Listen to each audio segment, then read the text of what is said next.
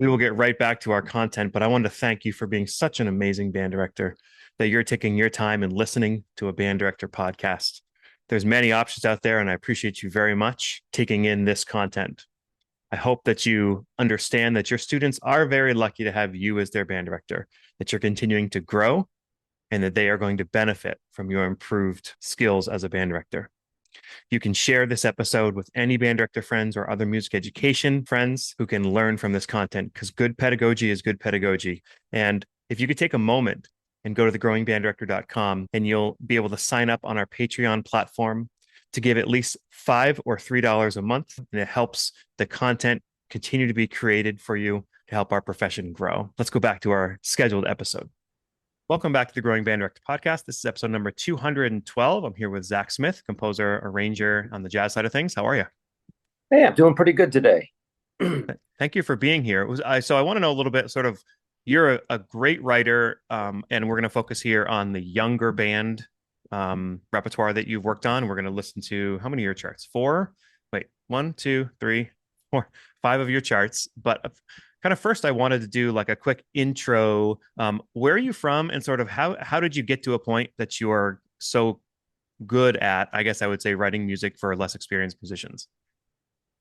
Let's see. I'm from Michigan originally, Chelsea, Michigan, right outside of Ann Arbor.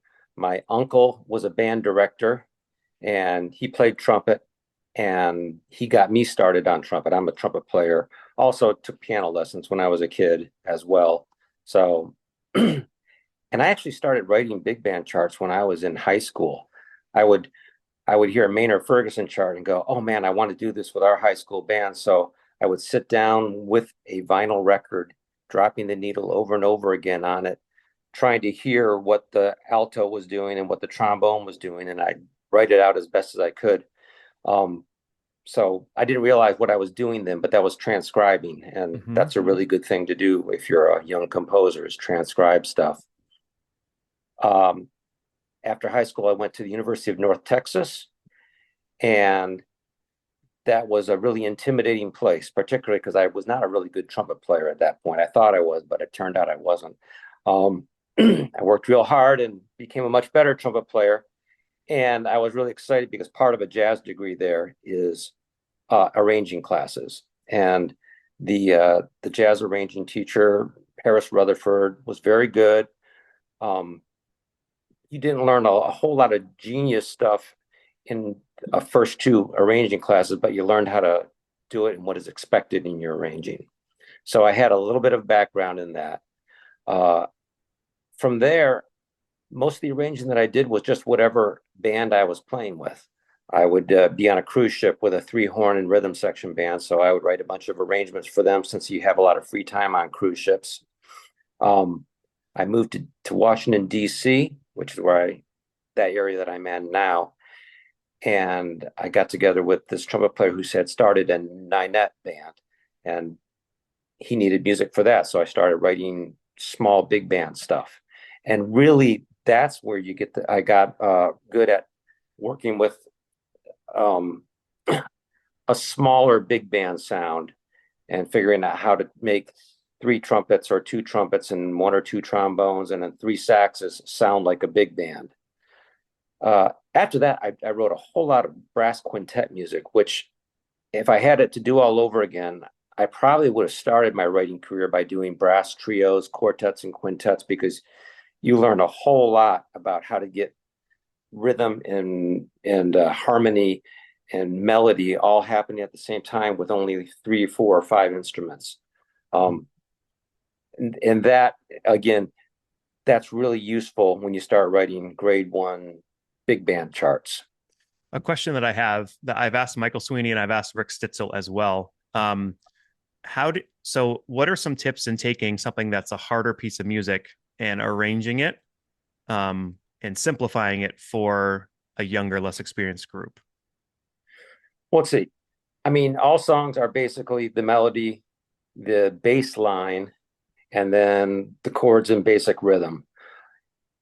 So you got to sit there and say to yourself, okay, what's the easiest way I can write this melody and make it still recognizable, but get rid of the possibly tricky rhythms that kids can't understand? If you do a good job of that, then anyone listening to the song can still tell what song it is.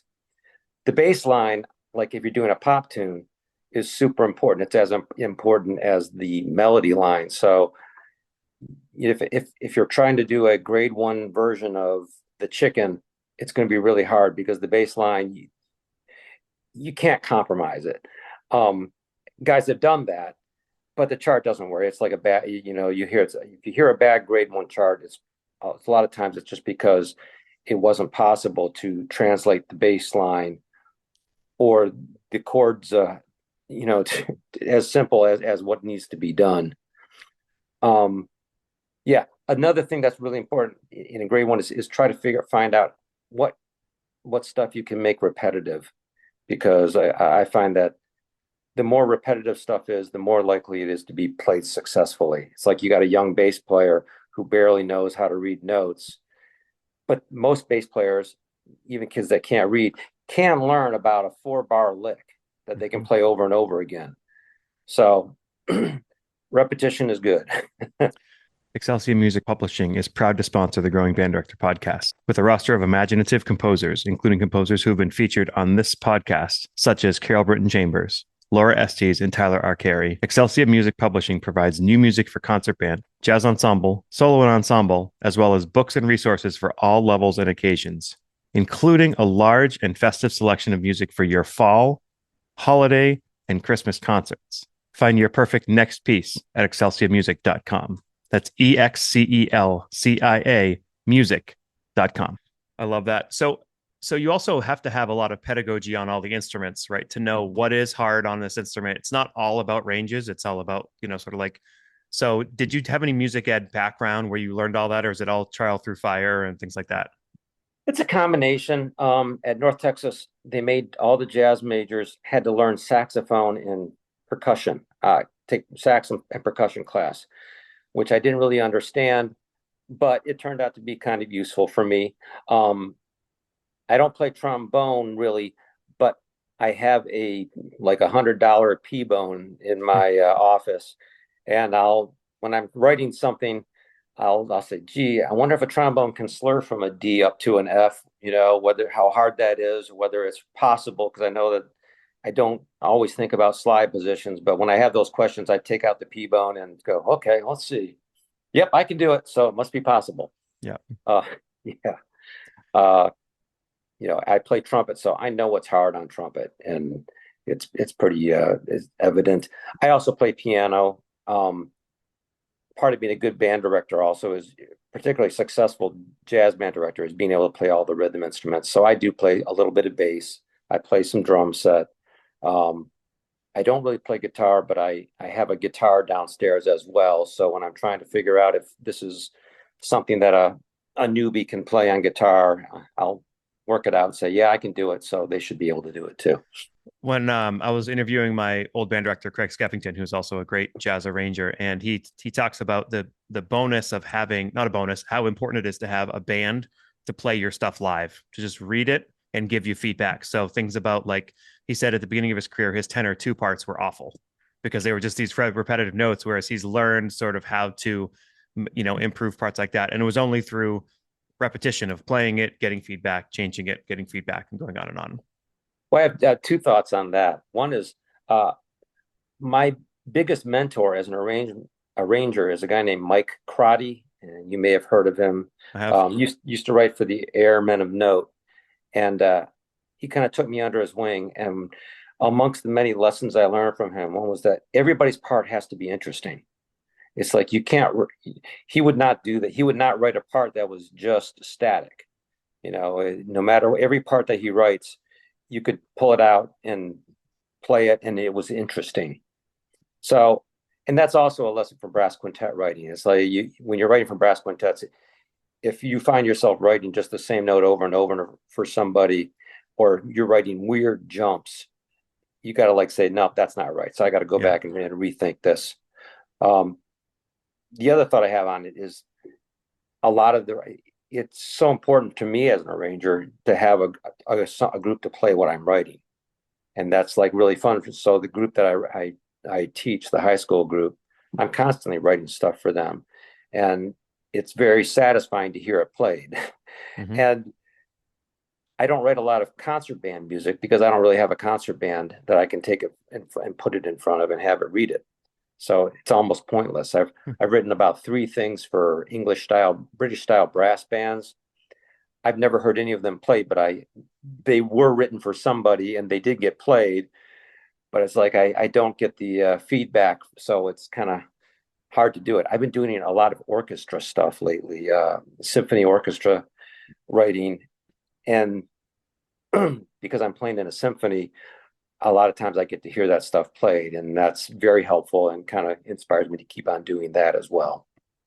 So we're gonna sort of jump back and forth here, listen to some of your charts, but also intersperse some tips you have for jazz band directors. So, Good. I know I can learn from this. I'm experienced jazz band director, but for those people who are maybe less experienced, we can always either be reminded of something we do well, or things we need to improve on. I did want to mention real quick in the show notes, we'll have a YouTube video link.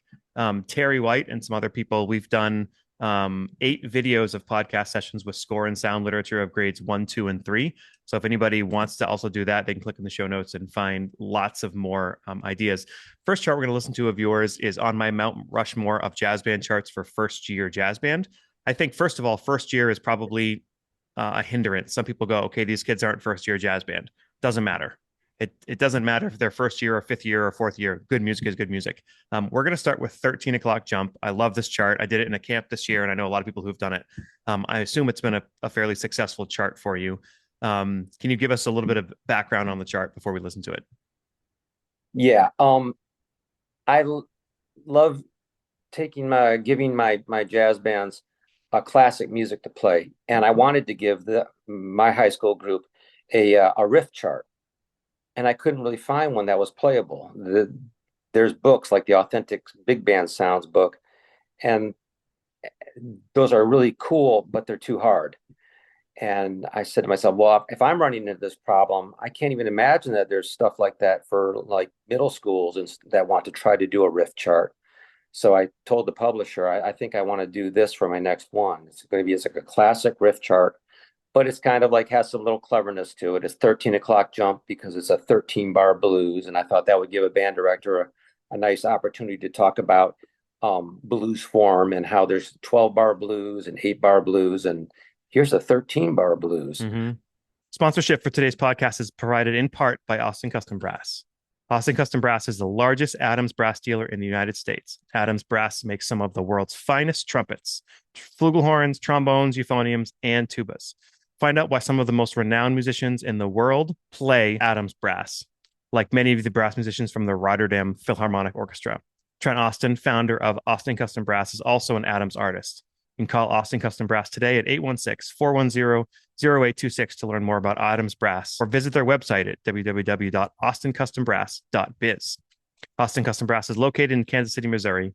You can visit their shop to try Adams Brass instruments and many other brands of instruments, or you can call them online, have stuff shipped to you. They work with an entire band program. You can do bids in the PO process and fit within your budget and all that. They are an amazing resource for brass players. Check them out. And when you think of obviously 1 o'clock jump, and I assume there's a 13 there is like the military time version of 1 o'clock. And we can't speak about it on here, but if anybody wants to know a sort of crude story of the Basie band, the reason why it's called 1 o'clock jump, if you look that up anywhere, it's a pretty funny story that I'm not going to mention here. Some things I like about it. I love the Gene Krupa drum stuff in there with like the Harry James trumpet paired with it. I think that's super cool. Yeah, I that's like I put that in there intentionally because I want kids to find older players and listen to them. So I think even in the notes I wrote something about Gene Krupa, or I think on the part I wrote Gene Krupa style, hoping that they'll say, well, who's Gene Krupa, and look it up and start listening and realize, oh, that sing sing sing groove, that's where that's from. And any band that at this level who gets to use plunger mutes, that's a huge thing. And I'll say it, Clark Terry always said, drill a hole in the plunger mute so that a little air can get out of there. And little things like using the Lester Leaps In quote in the written solo of the tenor, things like that are great jazz education. Yeah, I also try to do that in all my charts. I try to throw in little quotes that maybe the band director will know, will get that, but hopefully maybe later on the kids will. I wrote a Mhm. chart a couple years ago, and in the sax solo I quoted Dexter Gordon's Cheesecake, and a year 2 years later my tenor saxophone player came up to me and goes, "Hey, that chart, the saxophone solo started with with Dexter Gordon Cheesecake." I said, "Finally, you discovered Dexter Gordon." Love that. Awesome. All right, let's listen to it. Here's 13 o'clock jump.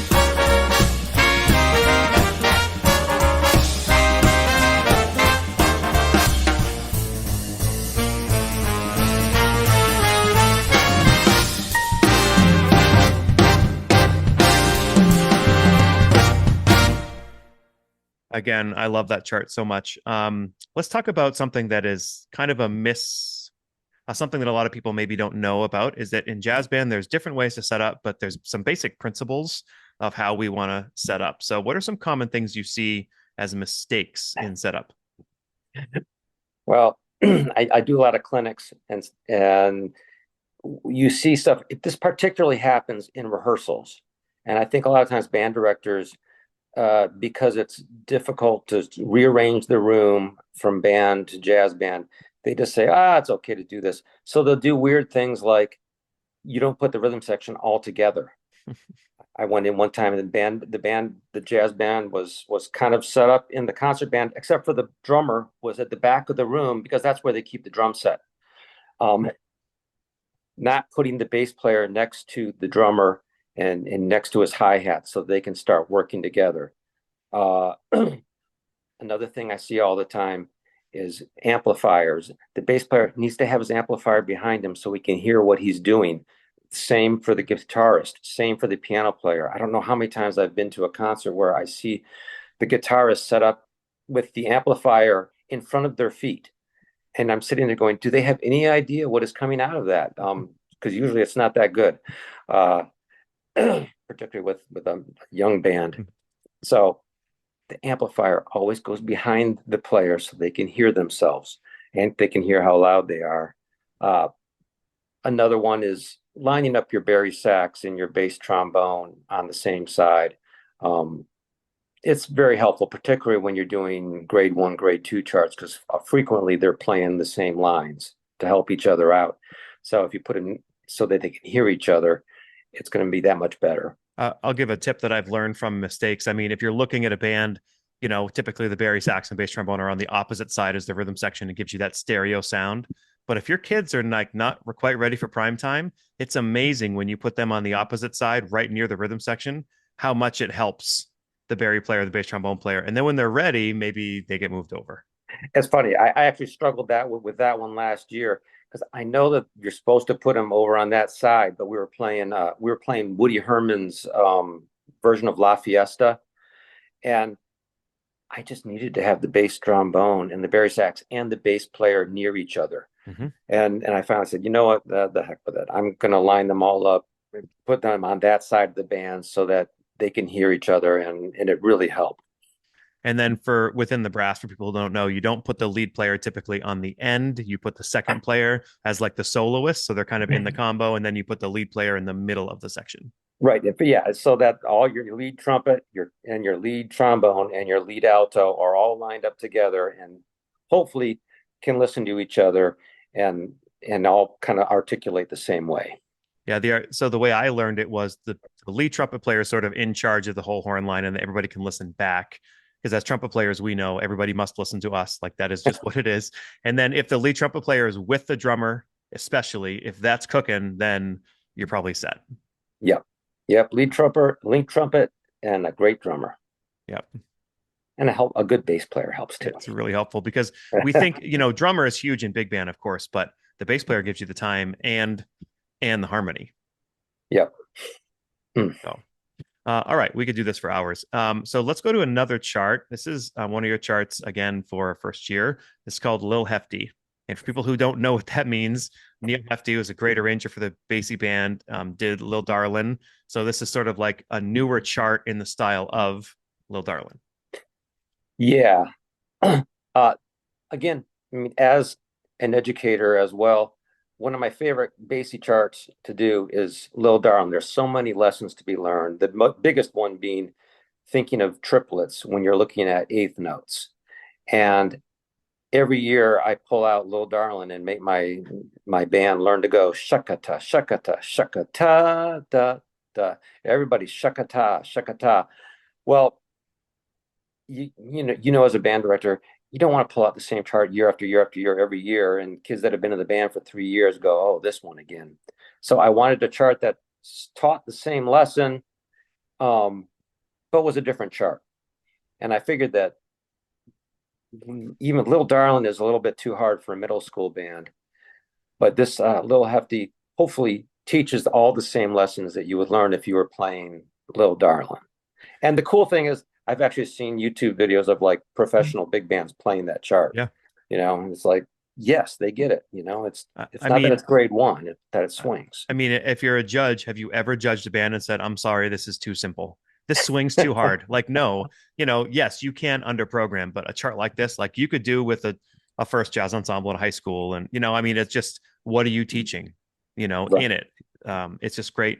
It's a great ballad choice. Features piano. There's a written solo for that. Lots of articulation. You talked about feel with, I use doodle-lay, doodle-lay, doodle-lay, but that triplet feel lines up the offbeats. That's a Clark Terry thing. I know. I went to a clinic with Terrell Stafford. I took my band to a clinic with Terrell Stafford, and he told a whole story about doodle-lay, doodle-lay, doodle-lay. Yeah. All right, let's listen to it. Here's Lil Hefty.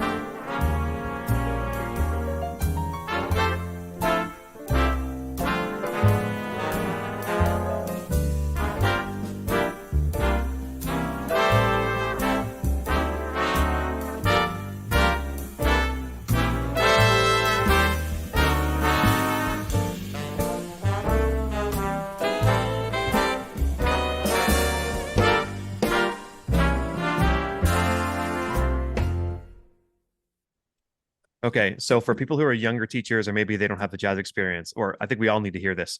I think the rhythm section is like three quarters, like three times more important as the horn section. Like if the rhythm section is cooking, you can take an average horn section and they sound great.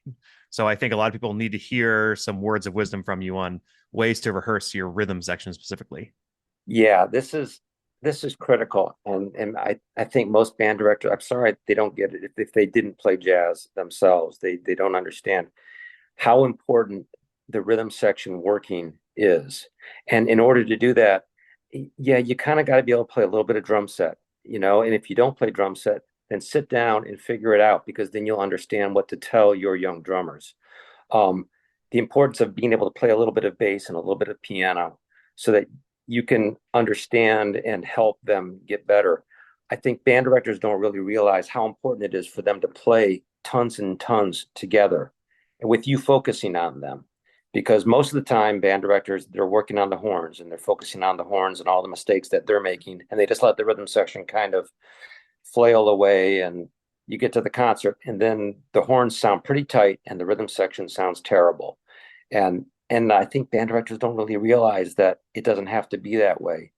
But there are a couple things you can do in order to get your rhythm section to get more and more reps together. Like one of the things that we do at the beginning of our rehearsal is everybody takes solos.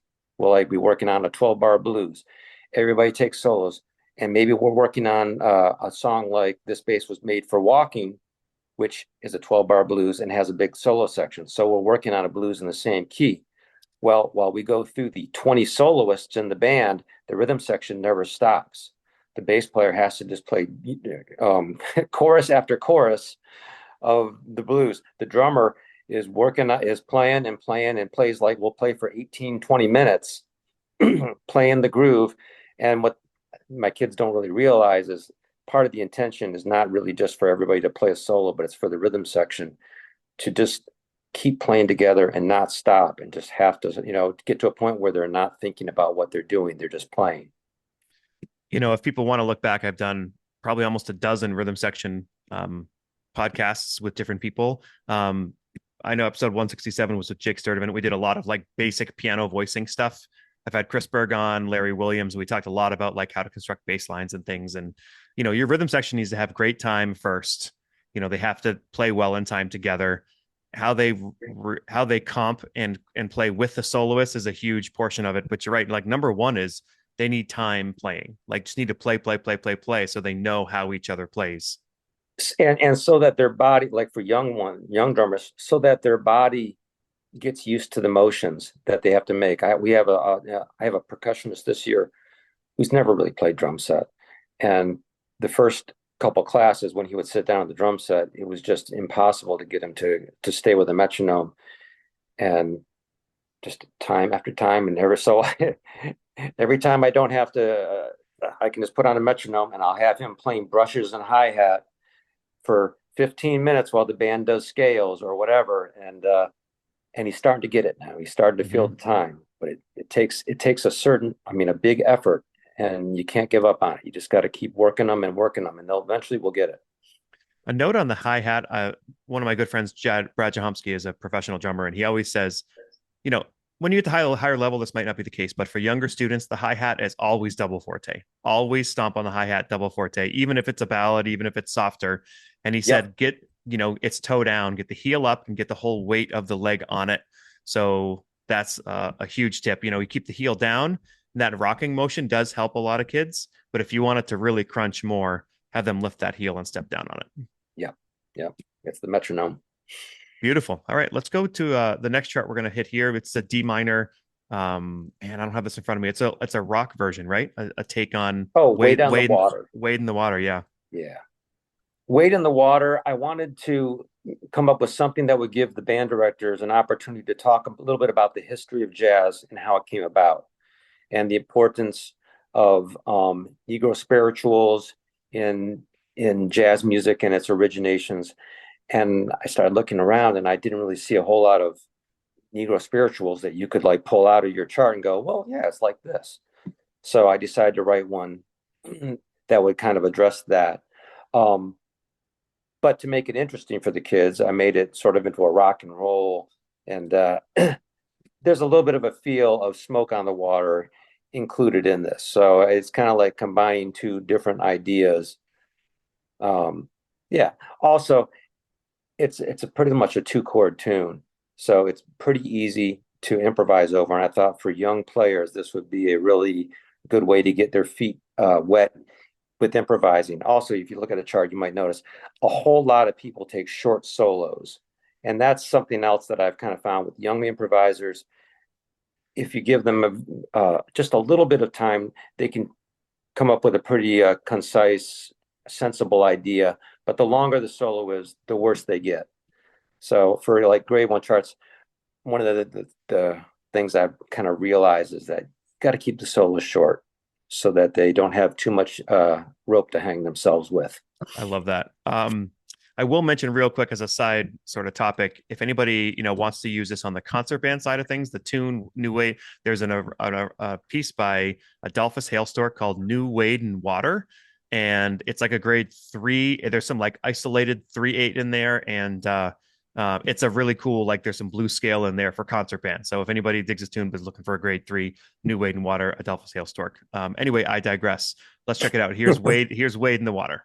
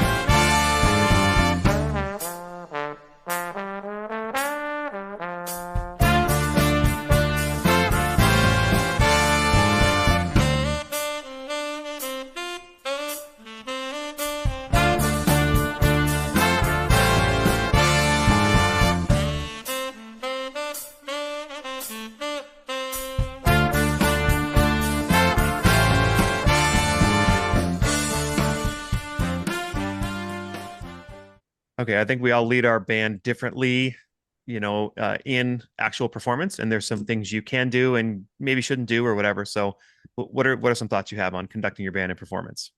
All right, so this is like a tough one for band directors. Band directors. If your jazz band is properly rehearsed, you really need to maybe count them off, but then you need to walk to the side. Don't wave your arms and conduct them, particularly if you're doing a swing tune or whatever. It's while it might be a little bit helpful, it's just not cool. And part of a jazz band, part of being a jazz band, it's a performance.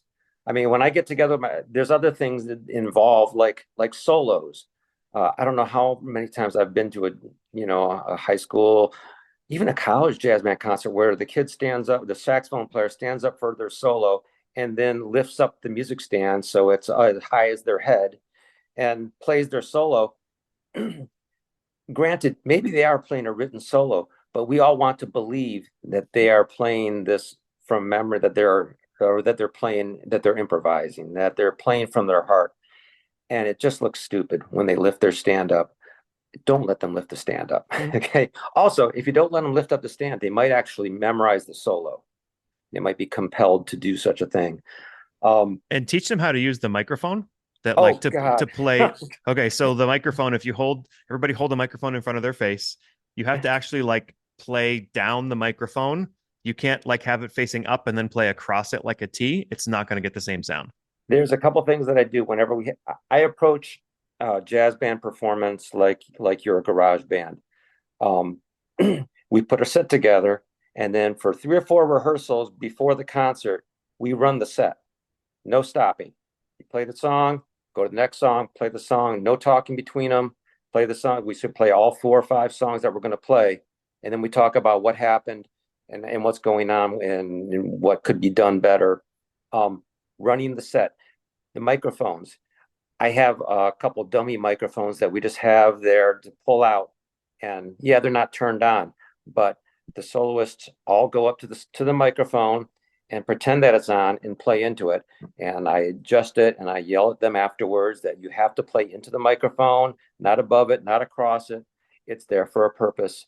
And this is all stuff that you need to practice. It's not just enough to practice the notes. I think a lot of bands, also concert bands, could benefit from this approach. I think my concert band director, when I was in high school, he would do this.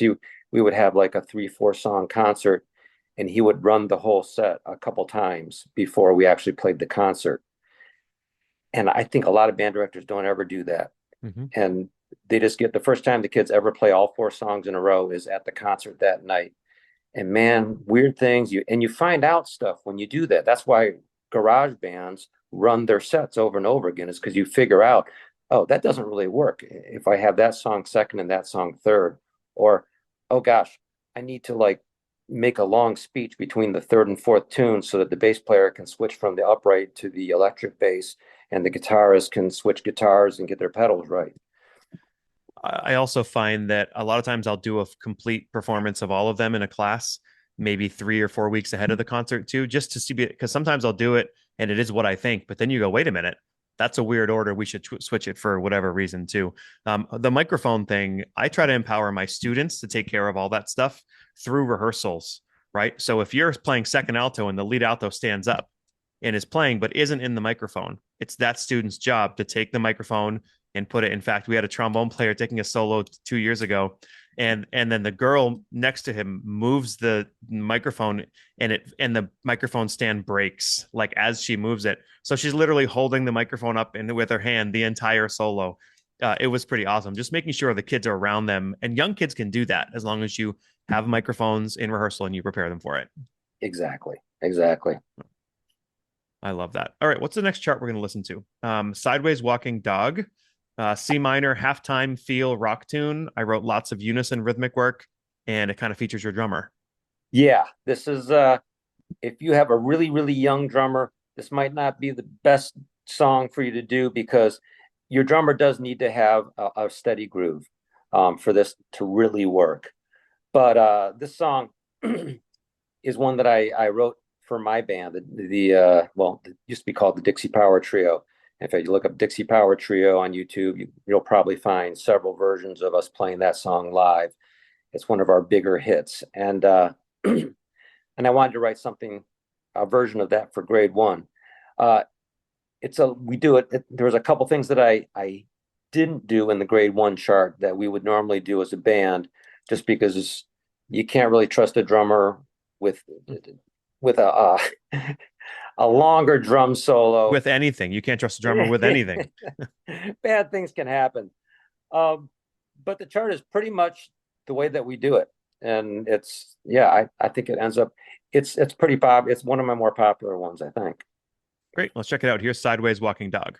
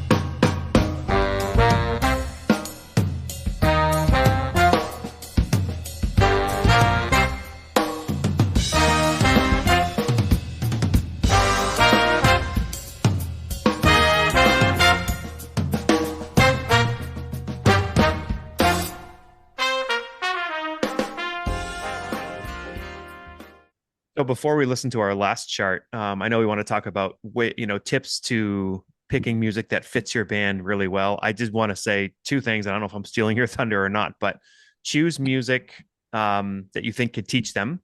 I tend to err more on the historical side of things, even if they're newer, that they're based on historical things, less of the Timmy's Tacos kind of thing, and more of the jumping at the woodside sort of thing. But base it, and teach your kids, every one of them, teach them the head.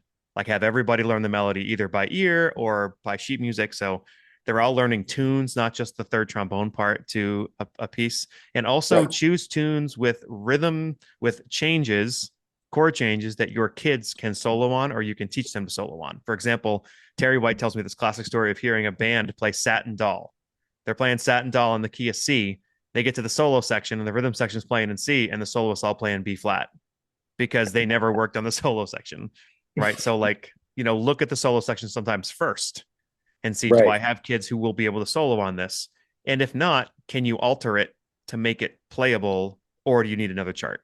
But what are some Yeah. thoughts you have? Um, so like some of the thoughts I have as far as picking music, I mean, yeah, like you just said it, to develop your band. Um, Instrument range is real important. And you're always trying to get your lead trumpet player to extend their range a little bit more, a little bit more. So earlier in the year, I mean, frequently with my band, we'll do great. It's a really good high school band that I work with. We'll do grade one charts.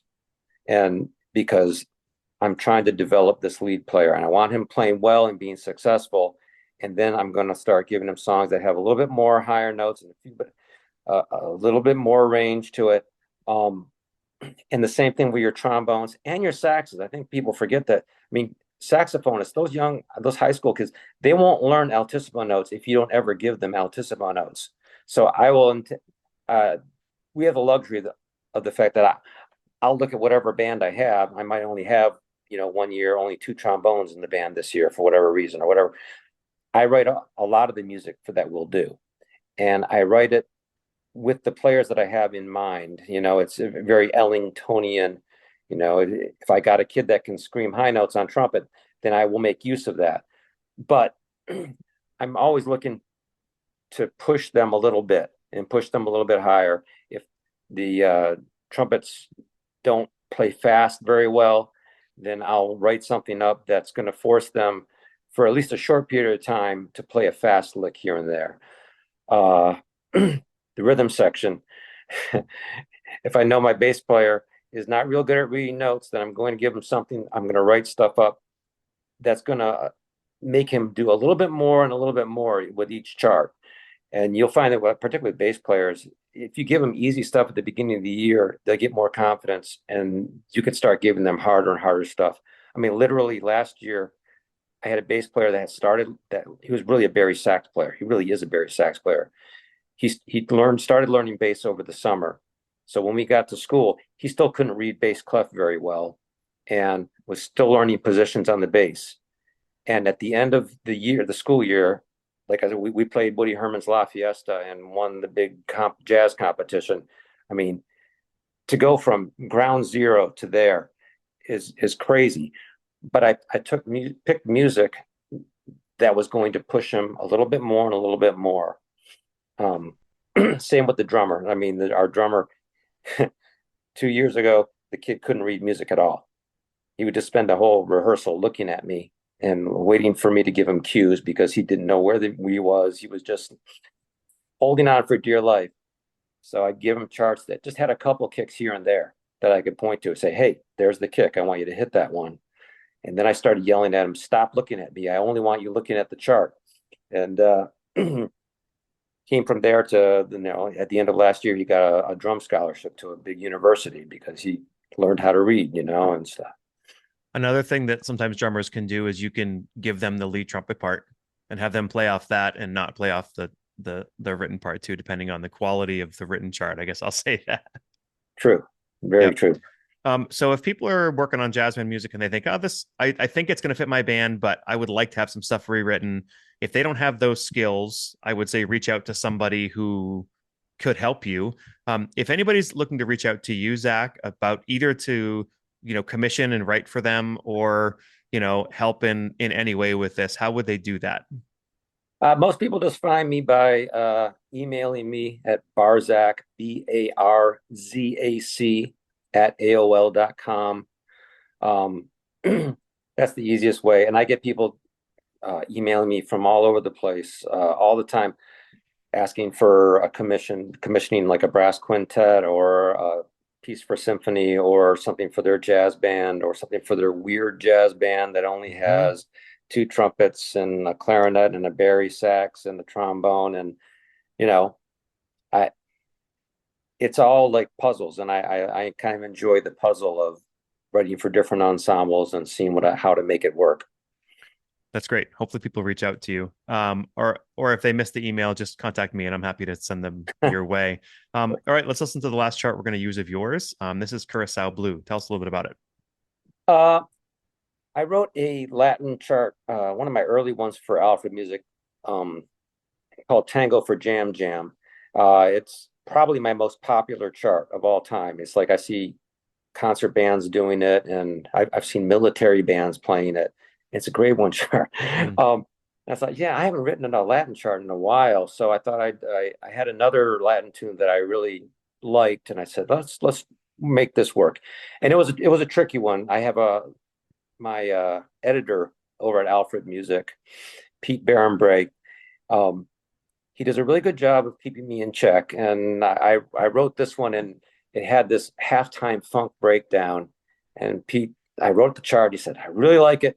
Don't like that halftime breakdown. So I said, okay, well, I'll rejigger it a little bit and sent it back to him. He's like, yeah, it's great, except for I really don't like that halftime funk breakdown. And I was like, okay, Pete, you win.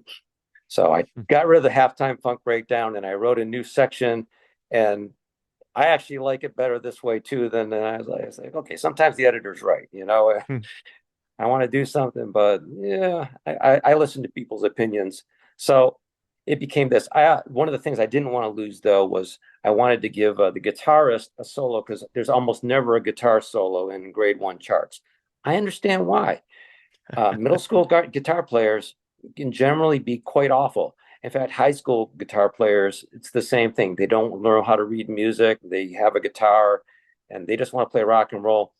Well, I wrote this solo for that very reason, and I have the drummer goes into the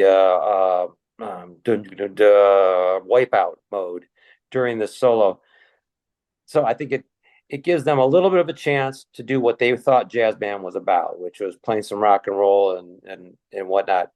Um, but it's an easy solo. I did a clinic with a band once recently, and the guitarist didn't play the solo at all, and he was playing the other stuff and didn't play a solo. And I was like, "How long have you been playing this chart?" He goes, "Oh, we've been doing it for like 3 months now." Okay, you've been working this for 3 months and you haven't bothered to learn the guitar solo. And he's like, "Dude, give me your guitar. I don't play guitar. Here it is." And I like noodled out the guitar solo real quick. I said, "Okay, I don't play guitar. You had 3 months to do this. Show some respect to the music, learn the guitar solo." And I got a call from the band director the next day. He came back to school the next day and could play it. That's what it takes sometimes. Yeah.